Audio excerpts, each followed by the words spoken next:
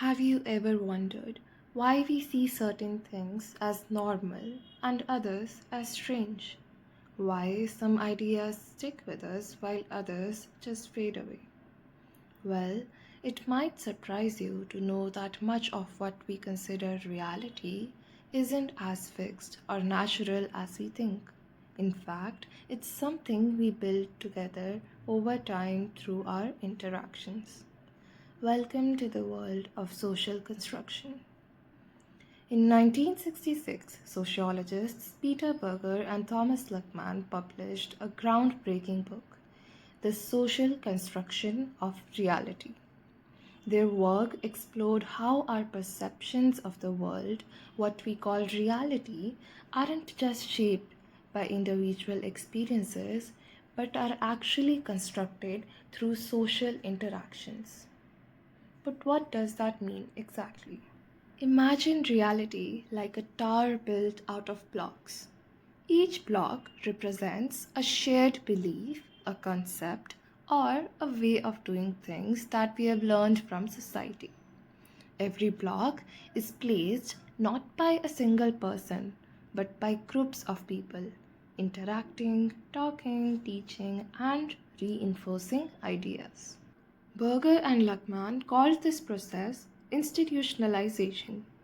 Over time, repeated patterns of behavior, whether it's greeting someone with a handshake or the idea of working a 9 to 5 job, became institutions or widely accepted norms that shape our reality. Think about starting a new job.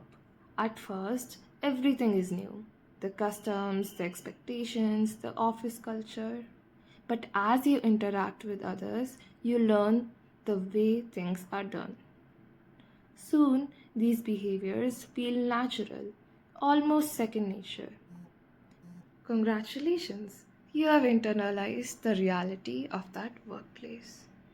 Now, it doesn't just happen at work, it happens in every corner of our lives.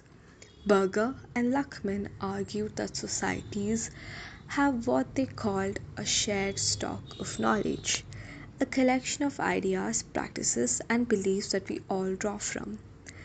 This shared knowledge helps us navigate daily life, but it also limits how we see the world. For example, the concept of time. It feels like a given 12 hours in a day, 60 minutes an hour. But not all cultures perceive time in the same way. Some societies see it as cyclical, while others see it as linear. The way we understand time and many other truths we take for granted is something we learn through society. But here's the twist, just because something is socially constructed doesn't mean it's not real.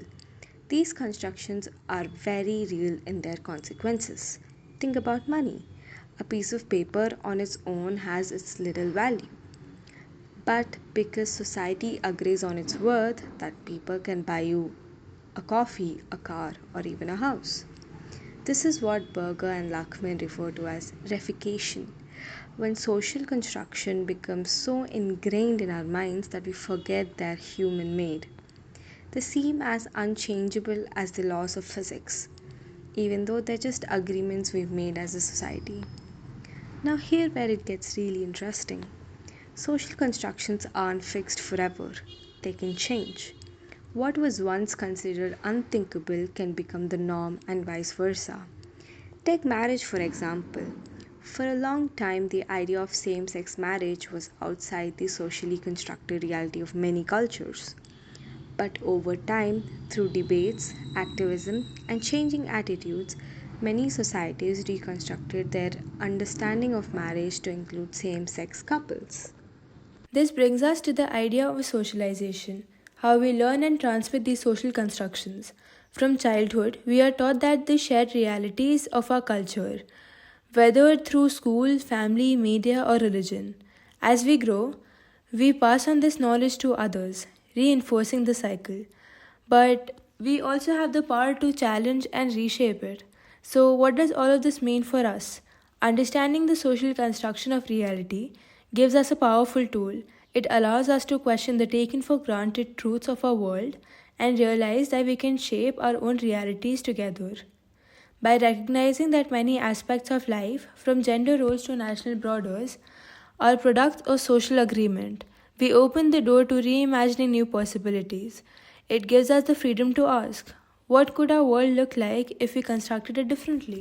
In the end, Berger and Luckman's work isn't just about understanding how our reality is built, but also about empowering us to see that it can be rebuilt. The future of our social constructions is up to us. So, the next time you encounter a normal way of doing things, remember that's just one version of reality. And who knows, with a little imagination, you might help construct a new one. Thank you for watching. Remember, reality is something that we build together.